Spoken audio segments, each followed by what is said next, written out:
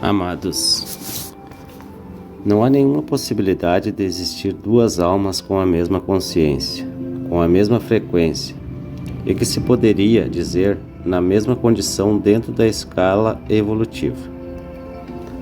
Porém, há muitas que são parecidas, ou que agem mais ou menos da mesma maneira, que têm muita semelhança no seu grau de entendimento, e que se assemelham pelas afinidades, pelas ações e pelas reações. Desta forma, colocando-as em grupos afins, fica mais fácil entender também o processo individual de cada um. Sempre que dizemos que os outros são nossos espelhos, estamos querendo mostrar que através das comparações o aprendizado se torna mais fácil, observando as ações daqueles que nos rodeiam. Quando se tem consciência de que estamos numa escola de almas, observando sem dar ênfase ao julgamento, então as lições são absorvidas mais facilmente e mais rapidamente. A Terra, como escola de almas, oferece todas as oportunidades de aprendizado, dentro daquilo que se pode denominar de dualidade ou polaridades.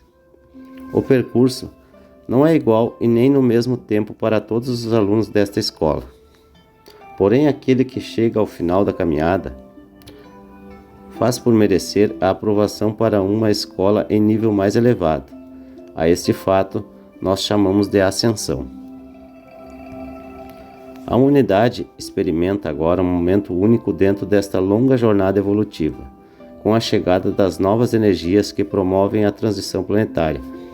A maior infusão de luz gama começa a dissolver os véus do esquecimento, e as almas encarnadas que estão prestes a ascensionar irão lembrar aos poucos quem são, de onde vieram e por que estavam aqui.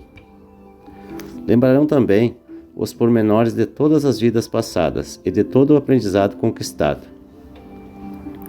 Os seres humanos encarnados agora aqui na Terra, que estão prontos para a ascensão, a cada dia que passa percebem como as mudanças estão velozes. Eles mesmos conseguem entender coisas que antes não era possível. O sentir está aflorado a tal ponto que podem de fato avaliar cada sentimento daquele que está perto ou que entram em sintonia, mesmo à distância. Pode sentir até as intenções do outro, mesmo que o outro não demonstre.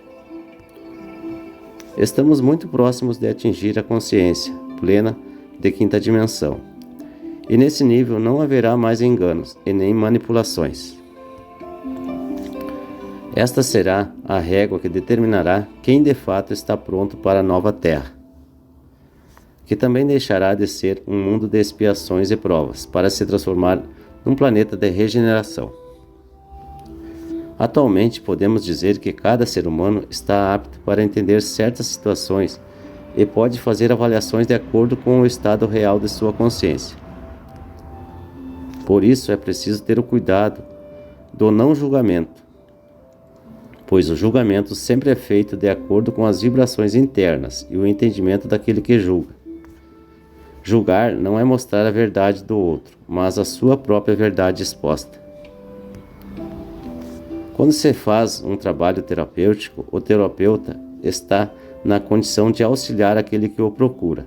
É o momento exato em que as frequências se alinham, tanto daquele que recebe quanto daquele que dá a orientação. E o texto de hoje serve também como função terapêutica, não para julgar as pessoas, mas para orientá-las, pois muitos terão a oportunidade de entender aqueles que os rodeiam, e principalmente se algum de vocês se encaixa na condição de controlador, ou até mesmo de manipulador. O controlador não é uma alma má, é sim uma alma que ainda não finalizou totalmente o aprendizado, por isso entende que os outros devem ser exatamente como ele. Devem pensar, agir, executar as tarefas de acordo com a metodologia dele. Não aceita que alguém diga algo em contrário às crenças ou que o desminta daquilo que diz. O controlador tem em seu inconsciente um desejo forte de estar no comando de todas as ações que envolvam algo ou alguém que esteja próximo ou que seja do seu conhecimento. Não importa se o outro faz melhor. Importa somente que o outro faça da maneira que ele faria. O controlador também possui algumas arestas ainda a aparar. Certamente entre elas estão a inveja, o orgulho, a vaidade, a intolerância, a raiva, entre outras. Mas há também ainda muita dor dentro de suas memórias de vidas passadas. Então o medo de passar novamente pela dor faz com que ele exija estar sempre no controle. Inconscientemente, acredita estando no controle de tudo. Nada acontecerá que possa lhe causar as dores do passado. O controlador geralmente possui uma alma caridosa. As dores das vidas passadas já poliram de tal forma sua alma que agora ele apenas teme passar novamente pelas mesmas situações. Esta é a razão que faz o controlador ter a necessidade permanente de validação de suas atitudes. Por isso ele cobra tanto dos outros, mas no fundo ele está de fato desejoso de elogios. O controlador tem sede desses elogios, pois o elogio é a forma de comprovar que ele está sempre certo.